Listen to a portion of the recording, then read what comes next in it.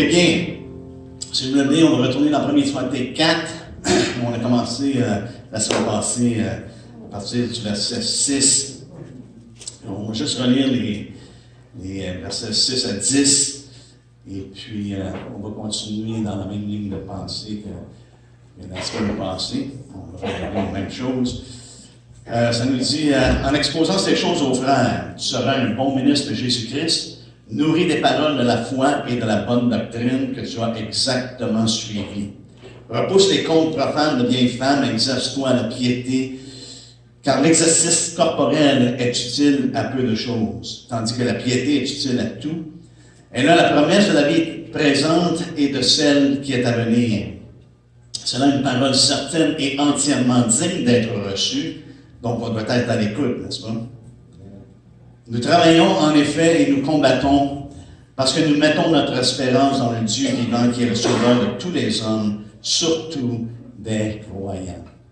Donc, Seigneur, on te remercie ce matin encore une fois et on te demande, Seigneur, que nos cœurs soient disposés à recevoir ta parole et que par elle, Seigneur, tu fasses ton œuvre dans nos vies et que tu nous amènes à être de plus en plus conformes à l'image de ton Fils Jésus. On te remercie ce matin. Amen. Amen. Savez-vous que Dieu est à l'œuvre? Hein? Dieu a un but dans notre vie. Et son but, c'est pas qu'on demeure la même. Hein? Il est dans la, on pourrait dire, dans l'affaire dans la business de transformation. Amen. Transformation de matière première. Hein? Il nous transforme notre vieille nature en une nouvelle nature. Il nous transforme entièrement. Savez-vous, Dieu prend ce qui est imparfait et il nous transforme à la perfection. Dans 2 Corinthiens, au 13e chapitre, Paul justement nous parle de ça. Le but de Dieu, c'est que nous soyons parfaits en Jésus-Christ.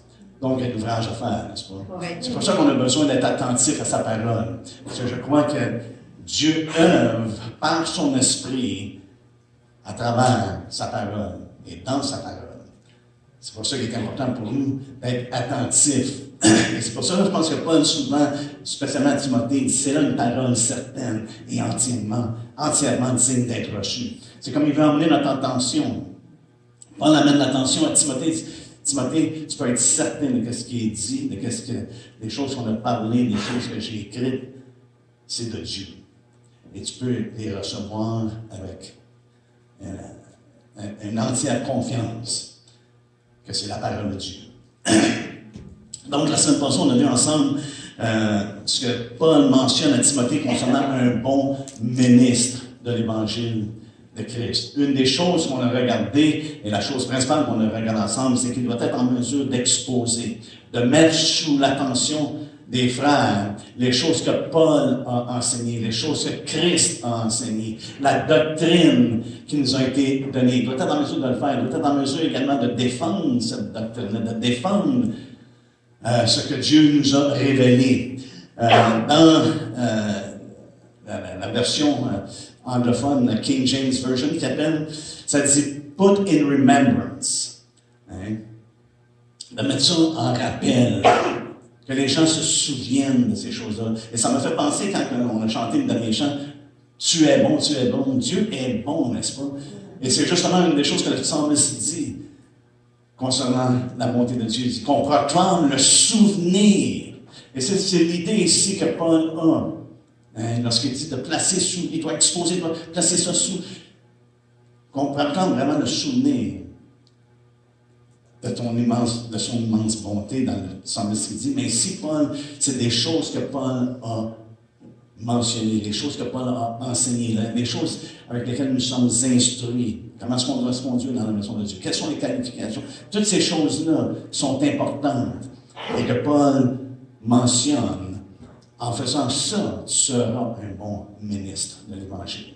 Il y a des choses qui démarquent une personne qui est un bon ministre ou pas autant. Et savez-vous quoi, malheureusement, de nos jours, souvent, ce qui met en lumière un bon ministre dans l'Église moderne, c'est souvent si une personne est un bon adorateur. C'est une personne qui parle bien. C'est une personne qui a du charisme. C'est une personne vraiment, elle fait bouger les choses. C'est souvent ce qui détermine si une personne, aux yeux des hommes, si c'est un bon ministre. Et pourtant, la parole de Dieu nous met en garde justement de ça, parce que ça ne veut pas dire qu'une personne qui est capable d'agiter les gens et de motiver les gens est nécessairement un bon ministre. On le voit dans Matthieu 7, n'est-ce pas? Il y en a plusieurs qui vont dire, Seigneur, Seigneur, n'avons-nous pas fait en ton nom? Est-ce qu'on n'a pas prophétisé en ton nom? Est-ce qu'on n'a pas fait beaucoup de miracles en ton nom? Est-ce qu'on a... Et le Seigneur dit, je ne vous ai jamais connu. Pourquoi? Parce qu'ils étaient des ouvriers d'iniquité. Il n'y avait pas eu cette transformation-là dans le cœur. Et il n'y avait pas les critères dont Paul nous parle, qui sont nécessaires que Dieu s'attend et que Dieu produit en nous. C'est lui qui produit en nous le vouloir et le faire. Quand Dieu est à l'œuvre, il y a une transformation qui se fait. Hein, ce n'est pas juste une adaptation d'une vie pour nous, là, maintenant on devient religieux. Non. Nous sommes des nouvelles créatures. Si quelqu'un est en Christ, il est quoi? Une nouvelle création ou une nouvelle créature. Hein? Il y a quelque chose qui se produit. Et Paul ici met en évidence, c'est quoi un bon ministre? Il y a des choses qui sont importantes. Il y a 3 choses ce matin que j'aimerais qu'on porte attention à ce que Paul dit. Premièrement, un bon ministre doit être solidement fondé. Solidement fondé dans la parole de Dieu, n'est-ce pas? Il dit, nourri des paroles de Dieu. Tu seras un bon ministre nourri des paroles de Dieu et de la bonne doctrine que tu as exactement suivie. On ne veut pas être des pharisiens. Jésus dit, les pharisiens, il dit, faites ce qu'ils vous disent, mais ne faites pas ce qu'ils font. Parce qu'ils disent et ne le font pas. Même dans Romains 2, lorsque Paul parle et encourage les croyants, il dit, et parlant des Juifs, il dit quoi? Tu ne t'enseignes pas toi-même. Tu enseignes les autres, mais tu ne t'enseignes pas toi-même. Autrement dit, tu as les bonnes paroles, mais tu n'as pas vraiment le contenu, la réalité. Tu n'as pas l'évidence. Et c'est une chose qui est importante d'avoir l'évidence. Et c'est ce que Paul ici met en lumière, qu'une personne doit être solidement fondée. On va regarder ça ensemble. La deuxième chose qu'on va regarder ensemble, c'est qu'une personne doit être, je crois, bien formée, selon Paul. Bien formée. Et la troisième chose, c'est qu'il doit être en mesure de tenir ferme. Tenir ferme. Ce sont des qualités que je crois que Paul, ici, met en évidence la façon qu'il parle à Timothée, pour l'encourager. L'encourager à être un bon ministre de Jésus-Christ. Donc, on a vu qu'il doit être en mesure d'exposer. Deuxième chose, c'est qu'il doit être solidement fondé. Comme le Seigneur lui-même dit, de ne pas être un insensé qui entend la parole, mais qui ne la met pas en pratique. C'est ce qu'il dit, n'est-ce pas, dans Matthieu 7. C'est intéressant parce que dans Matthieu 7, Jésus vient de passer un bon temps. 3 chapitres que nous avons. Chapitre 5, 6 et 7. Et à la fin de ce chapitre 7-là, Jésus a donné des enseignements super. Mais il dit à la fin, il dit, je vais vous dire qui c'est qui est vraiment prudent. C'est celui qui entend ma parole et qui la met en pratique. C'est celui qui a bâti sa maison sur le roc. Mais celui qui est insensé, c'est celui qui entend la parole de Dieu, mais qui ne la met pas en pratique. Hein? Ce qu'il a bâti, ça ne tient pas. Et on voit ici l'importance que Dieu met justement sur le fait d'entendre la parole de Dieu, mais également que ça devienne une réalité dans nos vies. Et c'est que ce soit elle qui dirige nos pas. Elle est une lampe à nos pieds et une lumière sur notre sentier. C'est intéressant que Jean a dit que la parole, au commencement était la parole, et la parole a été faite chair. La parole était Dieu. Elle était avec Dieu, mais elle était Dieu. Elle a été faite chair. Elle est descendue vers nous. Donc, c'est important pour nous d'avoir des oreilles pour entendre ce que l'Esprit dit, parce qu'il parle à travers sa parole. Il va nous donner des directions personnelles. Définitivement, le Seigneur est encore vivant. Et Paul met ce point-là. Dieu est vivant. C'est notre espérance. Nous avons notre espérance dans le Dieu vivant. C'est pas une lettre morte. Il est un Dieu vivant. Donc, il va nous donner des directives personnelles. Il va venir toucher nos cœurs à des moments. Et c'est comme ça qu'il nous amène à lui, n'est-ce pas? Il vient dans un moment et par l'esprit et la parole où on est touché. Et en répondant à son appel, on est né de l'Esprit de Dieu. Hein? On est sauvé. Donc, Paul encourage que une personne doit être seulement fondée dans la parole de Dieu, nourrie justement des paroles de la foi et de la bonne doctrine. Qu'est-ce que Paul dit? Ça me rappelle de ce que Jésus a dit lorsqu'il a été tenté. Vous souvenez-vous? Hey, tu peux changer cette pierre-là en pain? Qu'est-ce que c'est pour toi? Si vraiment tu es le Fils de Dieu, tu peux faire ça. Et Jésus a dit, l'homme ne vivra pas de pain seulement, mais de toute parole qui sort de la bouche de Dieu. Et c'est ça d'être nourri de la parole de Dieu. Nourri des paroles de la foi. C'est vraiment d'être nourri du pain de Dieu.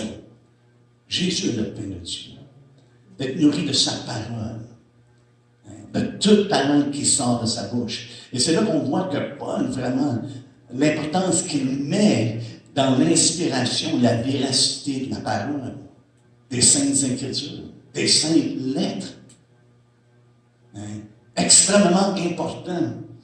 Et c'est là que mon cœur est attristé parce que je vois souvent que la parole de Dieu, c'est ce qui est le plus attaqué. Et après ça, c'est l'œuvre de l'Esprit. Parce que malheureusement, l'ennemi vient et tord la parole de Dieu, amène un reproche à la parole de Dieu, ou du moins il essaie d'amener un reproche, mais également, il fait en sorte que des hommes suivent des choses qui sont complètement hors de ce que la parole enseigne. Et il appelle ça l'œuvre de l'Esprit, et c'est de la folie. Donc, il enseigne de mettre un reproche concernant l'œuvre de l'Esprit et la parole de Dieu.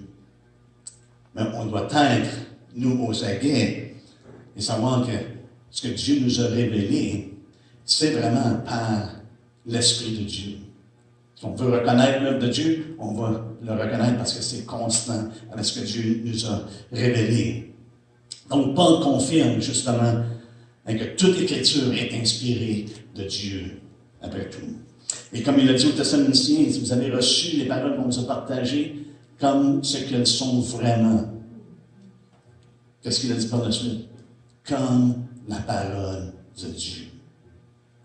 Ce qu'on vous a partagé, vous l'avez reçu comme, non pas les paroles des hommes, mais la parole de Dieu. Donc, chose qui est très importante.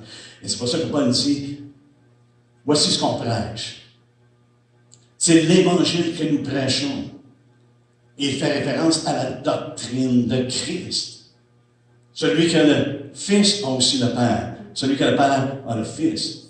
Mais celui qui n'a pas le Père n'a pas non plus le Fils. Celui qui n'a pas le Fils n'a pas non plus le Père. Donc, c'est la doctrine de Christ qui doit être mise de l'avant.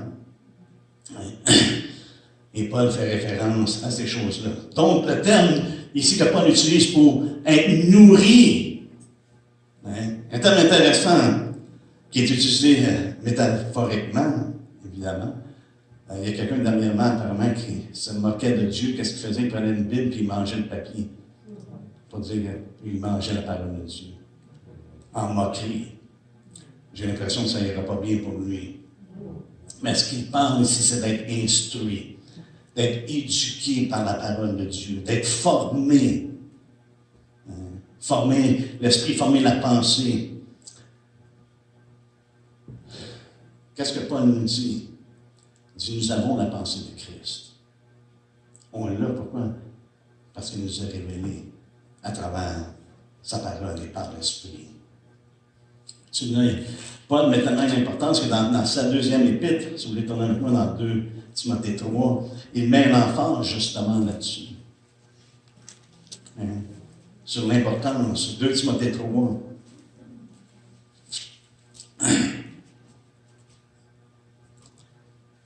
Ça nous dit au verset, bon, on commence au verset 14, « Toi demeure dans les choses que tu as apprises, reconnu certaines, sachant de qui tu les as apprises.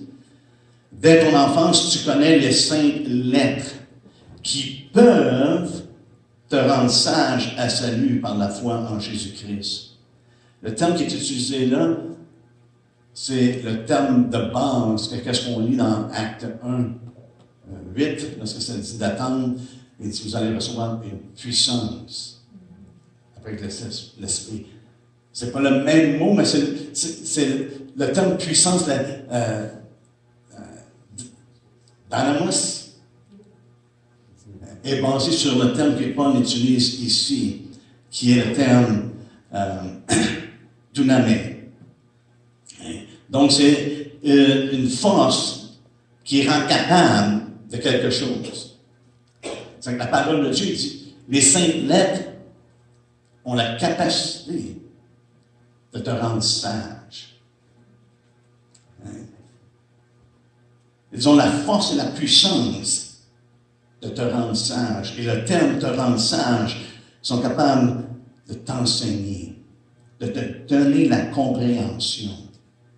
La parole de Dieu, elle est puissante, n'est-ce pas? C'est pour ça que Paul dit, je n'ai pas honte de l'Évangile. Pourquoi? Parce que c'est la puissance ou une puissance de Dieu pour le salut de quiconque croit. C'est la puissance de Dieu. C'est pour ça que Paul enseigne Timothée un peu plus loin dans le 4e chapitre de sa 2e épître, il dit, prêche la parole. L'importance de prêcher la parole et non pas de conter des histoires. De nos jours, trop souvent, c'est des histoires, des témoignages. C'est toujours des témoignages de choses un peu partout. Et on ne s'ancre pas dans la parole de Dieu. C'est ce que Paul dit. Un bon ministre doit être instruit, éduqué. On sait penser la pensée du Seigneur. Il instruit ici, Timothée dit, tu connais les saintes lettres qui peuvent te rendre sage à salut par la foi en Jésus-Christ. Toute écriture est inspirée de Dieu et utile. Utile pourquoi? Pour enseigner, pour corriger, pour instruire dans la justice. On aurait laissé un peu la semaine passée. Et le but, c'est quoi? C'est qu'on soit accompli. Le but, c'est qu'on soit formé. Le but, c'est qu'on soit complet. Le but, c'est que Dieu veut mettre en nous une attitude spéciale pour le service. Et à travers sa parole, il nous forme afin qu'on soit en mesure de servir. De le servir premièrement et de servir également le corps. C'est ce que Paul a dit, souvenez-vous, lorsqu'il écrit dans Éphésiens, il a donné des dons. Il n'a pas donné des dons pour que ces hommes-là soient élevés au-dessus des autres. Paul a dit, je suis un apôtre, puis on est les derniers de la terre. Mais c'était en vue du ministère. C'était pour le perfectionnement des saints en vue du ministère. Afin que les gens servent selon la capacité et les dons que Dieu donne. Afin d'être propre à toute bonne œuvre. Autrement dit, on doit être équipé. Donc ça, c'est la première chose. La personne doit être bien fondée. Bien fondée dans la parole de Dieu. Vous avez une obligation, et je vous mets souvent sous ce rappel-là, vous avez une obligation, si je dis quelque chose qui est hors de la parole de Dieu, vous avez l'obligation de venir me voir. Vous venez me demander, hey, t'as dit ça ne s'accorde pas avec la parole de Dieu. Parce que Paul le dit, si moi-même je viens et je prêche un autre évangile, soit quoi? Anathème. C'est quand même assez sévère. Que Paul porte attention, que lui-même n'a pas l'autorité de changer le message. Étant un apôtre. Donc, il doit être également bien formé. Deuxième chose que je crois que Paul met en lumière ici,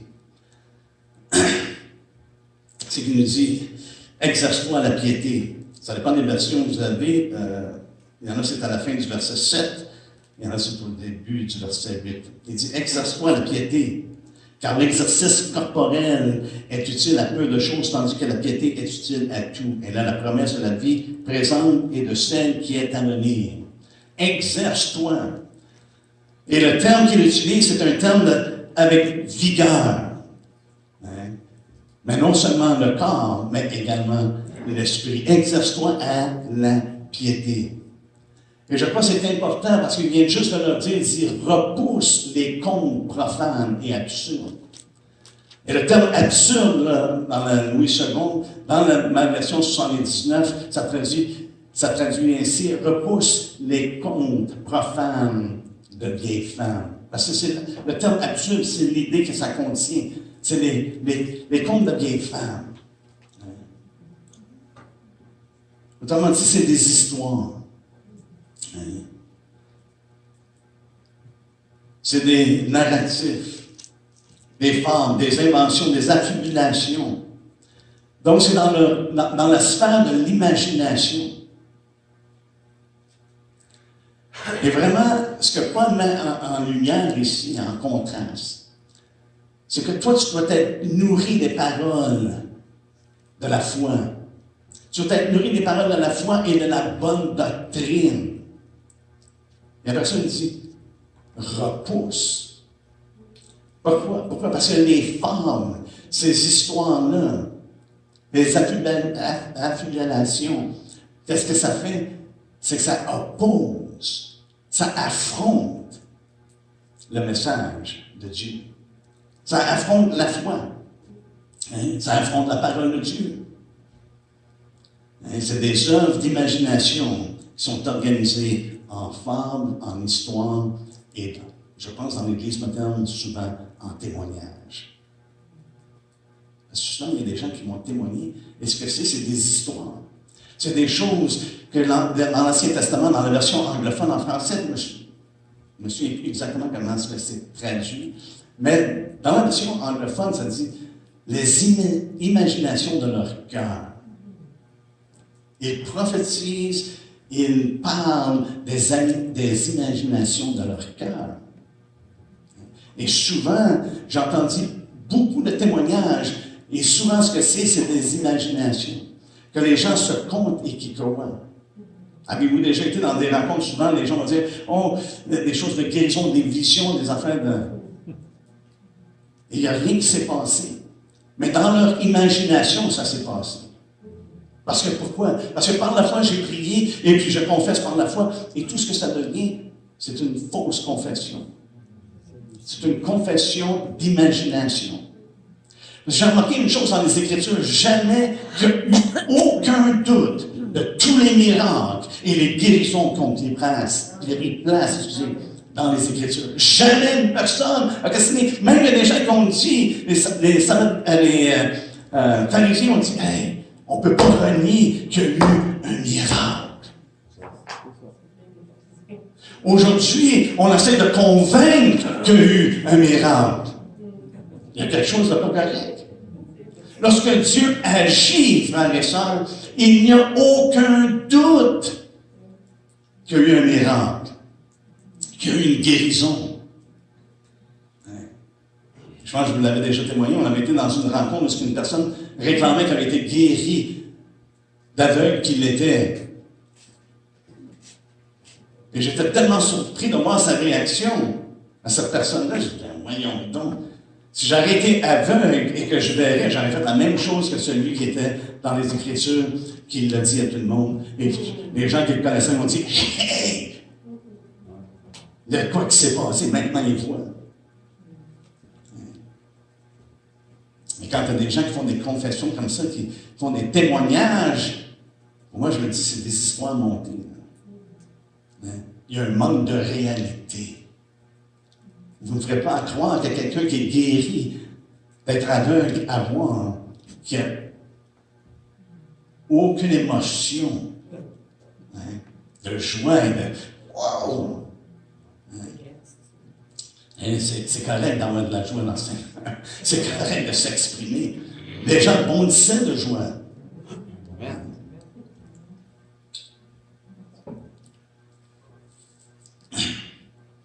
Et de cela, il faut faire attention. à ces histoires-là. Il y a beaucoup de mouvements maintenant, de plus en plus, et comme on a parlé le mercredi soir, savez-vous, pour ceux qui n'étaient pas dans l'Apocalypse, 71% des églises avaient besoin d'être repris, des gens dans l'église. Et 29% seulement ont été recommandés, ont été vraiment, ça a dit, OK, vous allez souffrir, mais je suis avec vous. Ça veut dire que si on met ça sur une base à l'échelle de nos jours, c'est qu'une grande majorité de l'Église qui suivent et qui adhèrent à des choses que Dieu veut qu'on se repente.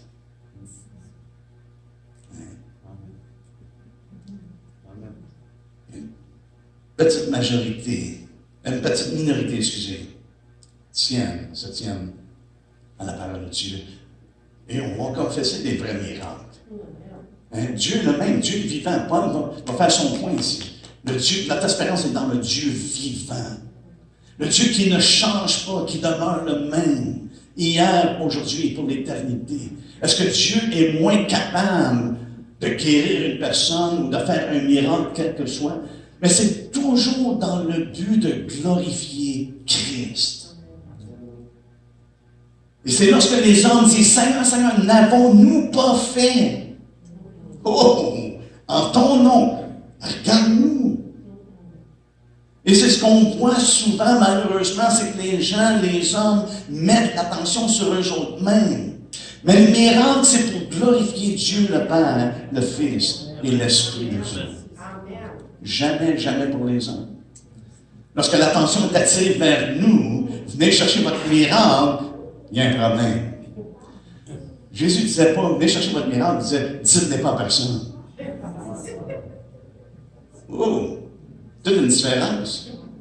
Est-ce que Jésus est animé de l'Esprit? Oui. Parce qu'il y avait un temps également pour chaque chose. Le terme qui est utilisé pour les contes profanes, je trouve ça qui est intéressant parce que c'est les contes communs, non sacrés. Autrement dit, c'est des histoires qui sont non inspirées. C'est des paroles non inspirées. C'est des paroles d'hommes. Et également, ça parle, c'est comme des inventions impies. Impies de nature. Parce que c'est de la chair. Et c'est intéressant dans le contexte dans lequel c'est écrit. Parce qu'il dit, justement, il dit, repousse les contes profanes de vieilles femmes ou absurdes. Et tout de suite, par la suite, il dit, exerce-toi à la piété. Tu sais, il y a des choses qui sont impies.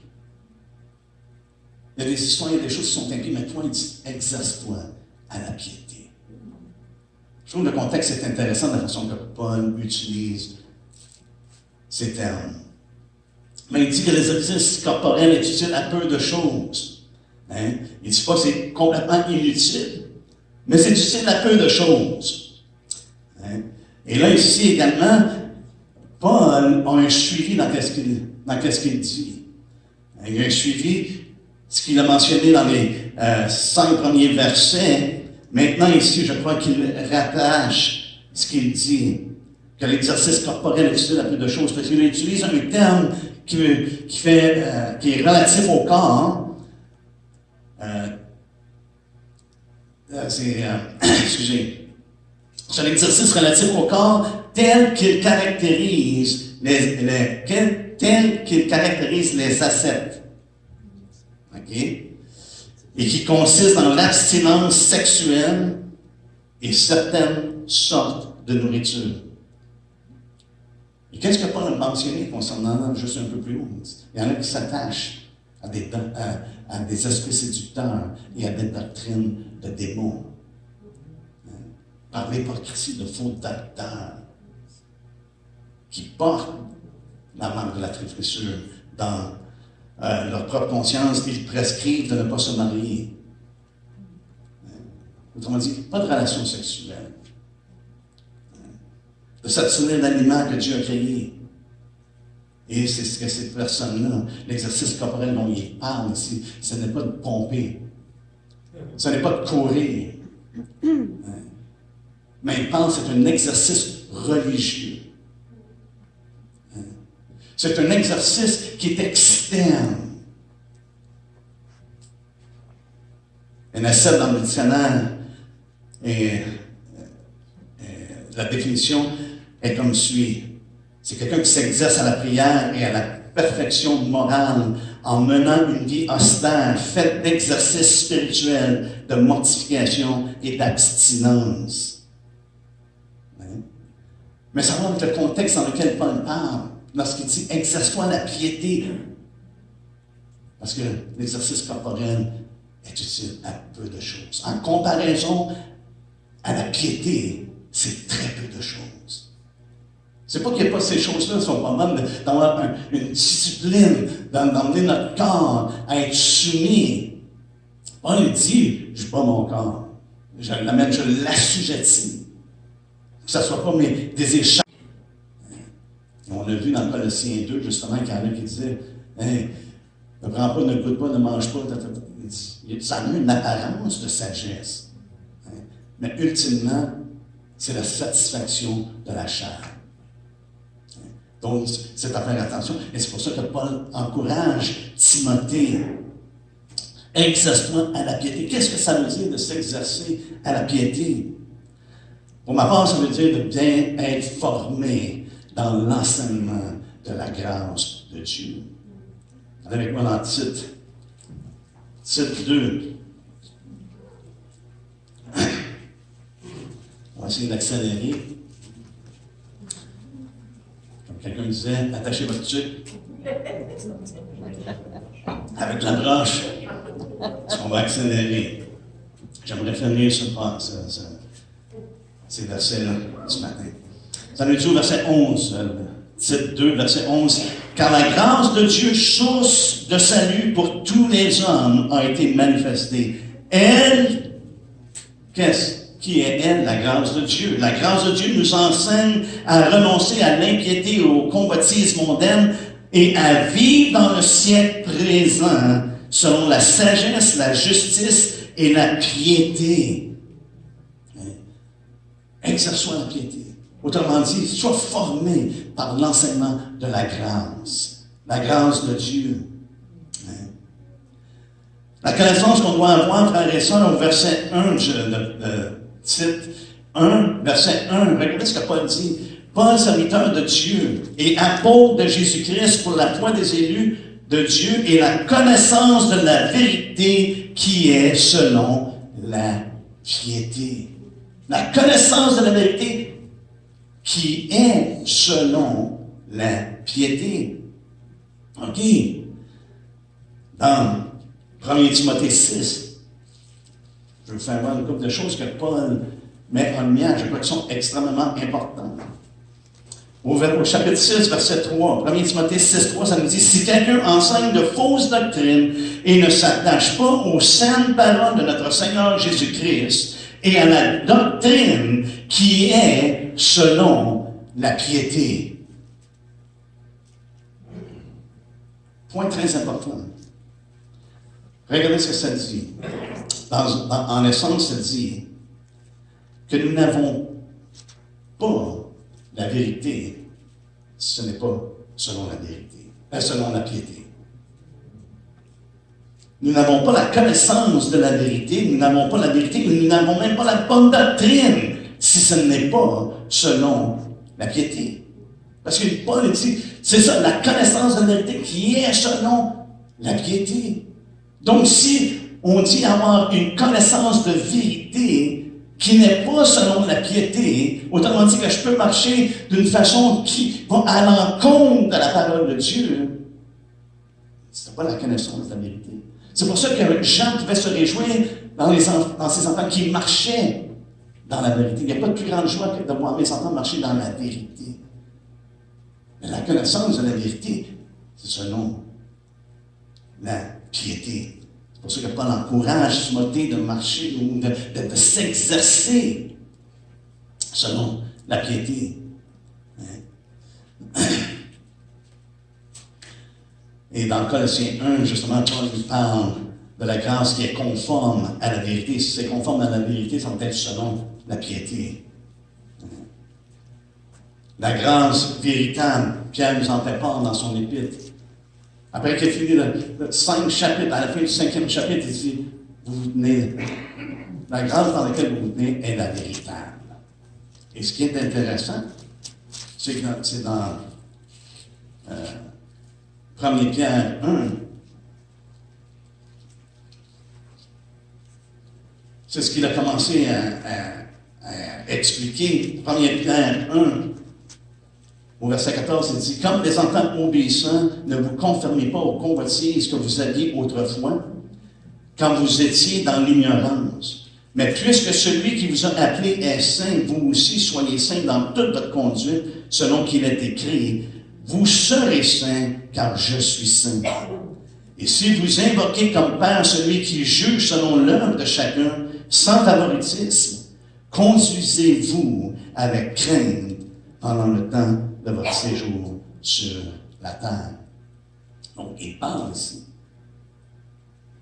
de marcher dans la vérité qui est selon la vérité. 2 Pierre. Lorsque Pierre parle concernant l'avènement du Seigneur et tout ce qui va se passer au jour du Seigneur, il nous dit au verset 11, dans 2 Pierre 3, il dit, « Puisque tout cela est en voie de dissolution, combien votre conduite et votre piété doivent être saintes. » On voit que dans la parole de Dieu, notre relation avec lui n'est pas indépendante de la piété. Pourquoi? Parce que Dieu est dans la transformation de vie.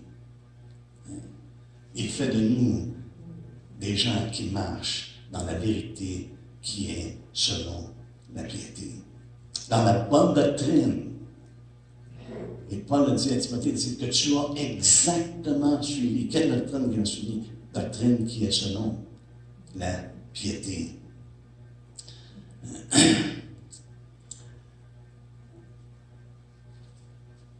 Ça nous dit que la piété, on retourne dans 1 Timothée 4, regardez ce que ça dit à propos de la piété. Il dit, exerce-toi à la piété, quand l'exercice corporel est utile à peu de choses, tandis que la piété est utile à tout. Et là, la promesse, qui a la promesse? La piété. Wow. Et là, la promesse de la vie présente et de celle à venir. Wow.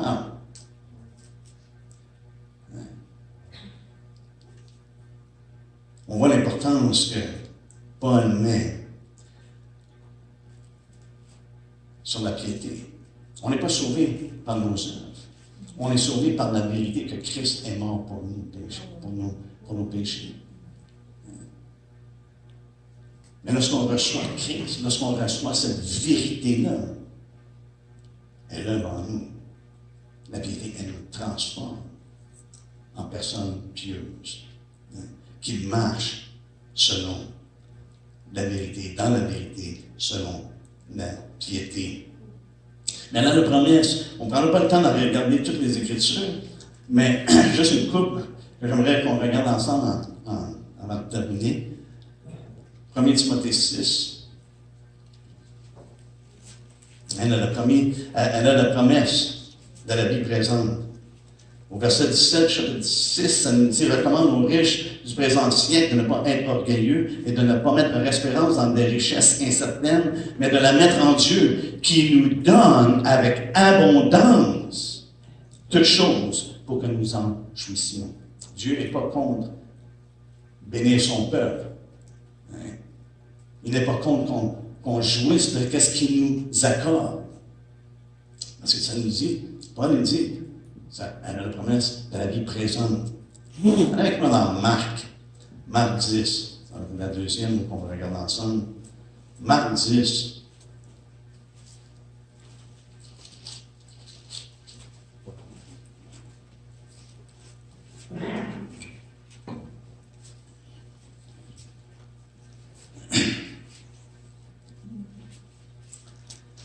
On va commencer à lire au verset 28.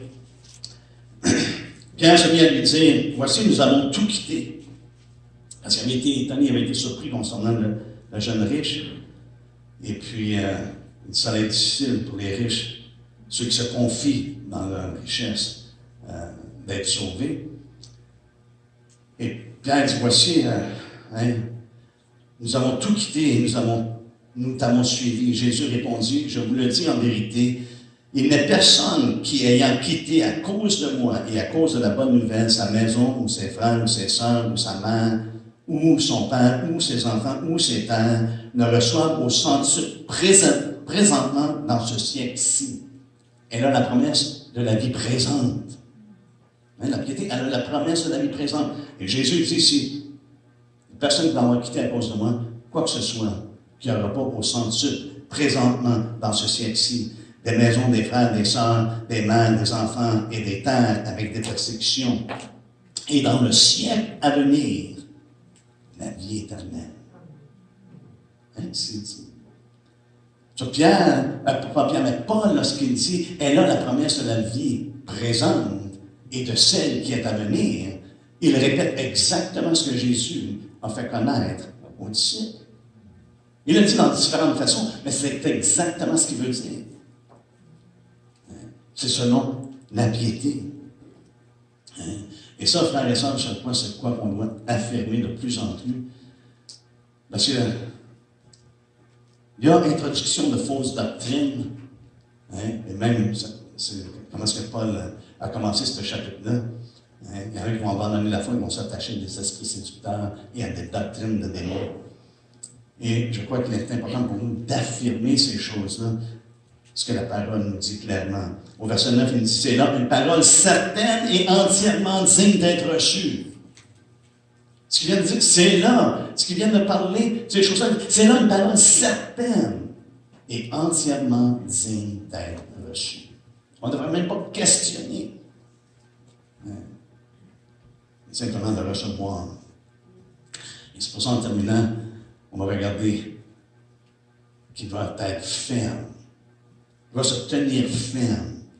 Ferme dans le travail, ferme dans l'espérance et ferme dans le message. Trois choses, je crois, qu'il met en lumière ici.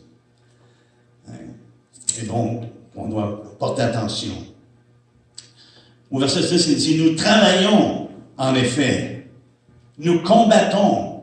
Il y a différentes traductions qui ne marquent pas le mot combattons, c'est nous endurons. Je pense que c'est l'Estendard qui dit, nous endurons des travaux. Tant de travaux et tant de propres, ou d'opposition. Ça dépend des versions. Parce que c'est ça que le terme veut dire. Mais ça nous fait voir également que notre combat, frères et sœurs, c'est qu'on a des choses qui viennent s'opposer. Il y a des choses, il y a des reproches, des insultes, des choses non méritées à cause du nom du Seigneur. Et c'est vraiment, ça fait partie de notre combat en tant que chrétien. Mais Paul dit, nous travaillons. Et le terme qu'il utilise, on travaille, c'est comme s'il dirait, on travaille d'arrache-pied. On travaille avec acharnement.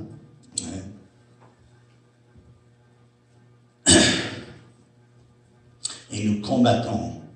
Et la raison est parce que nous mettons notre espérance dans le Dieu vivant. On doit tenir ferme en continuant de travailler, en continuant de combattre. On doit tenir ferme dans notre espérance. Notre espérance n'est pas dans un livre ou une lettre qui tue. Notre espérance est dans le Dieu vivant. Notre espérance est dans la parole vivante qu'il nous a donnée, qu'il nous a communiquée, qui nous révèle qui est le Dieu vivant.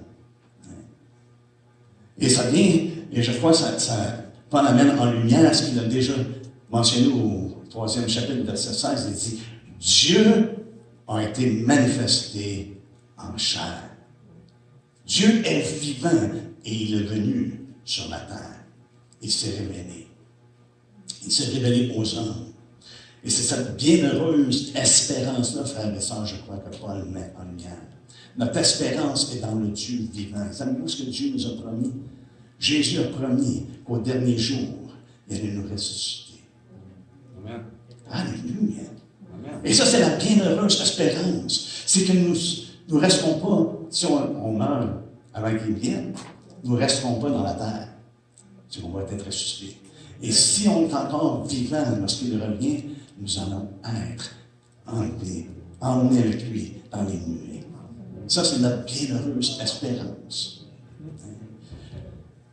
Notre espérance, ce n'est pas notre retraite. Notre espérance, ce n'est pas notre compte de banque. Notre espérance, notre bienheureuse espérance, c'est qu'on attend Jésus-Christ. Hein? C'est ce que les Thessaloniciens ont fait, n'est-ce pas? En attendant le Fils. Pour attendre des cieux son Fils qu'il a ressuscité des morts. Jésus, qui est de livre de la colère à venir. Ça, c'est notre bienheureuse espérance. Et on doit tenir ferme. Et Paul dit, bon ministre, tu te tiens ferme dans l'espérance que nous avons. Pierre dit, c'est une espérance vivante par Jésus-Christ. Et dans 1 Corinthiens 15, au verset 20, ça nous dit, mais maintenant, Christ est ressuscité des morts. Vous souvenez-vous que dans 1 Corinthiens 15, il y en a qui se doutaient de la résurrection. Non, on ne sait pas vraiment. Ils doutaient, si les morts ne ressuscitent pas, Christ n'est donc pas ressuscité, notre prédication est vaine, votre foi est vaine. C'est notre attente. Mais maintenant, Christ est ressuscité des morts. Il est les prémices de ceux qui sont morts, car depuis la mort, car puisque la mort est venue par un homme, c'est aussi par un homme qu'est venue la résurrection des morts. Et quand tous meurent en Adam, de même aussi tous revivront en Christ, mais chacun en son rang. Christ comme prémisse, puis ceux qui appartiennent à Christ lors de son avènement. Notre avènement, frères et sœurs, ça fait partie de la résurrection que Dieu promet. Alléluia. Ça fait partie de notre attente. Et la troisième chose que j'aimerais terminer avec, c'est qu'elle doit se tenir ferme dans le message.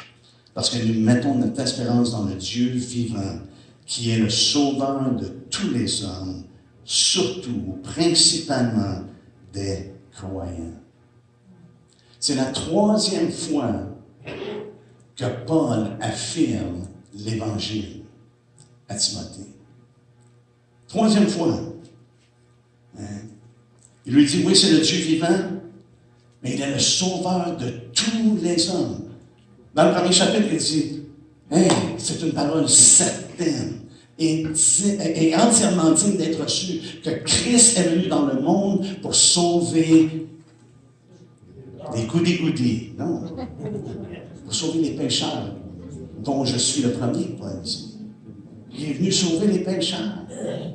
Dans le deuxième chapitre, il fait encore la même chose. Il dit, hey, Dieu veut que tous les hommes soient sauvés et parviennent à la connaissance de la vérité. C'est lui qui a donné sa vie en rançon. Deuxième point, c'est comme si Timothée a besoin de tenir ferme dans l'Évangile qui m'a été confié.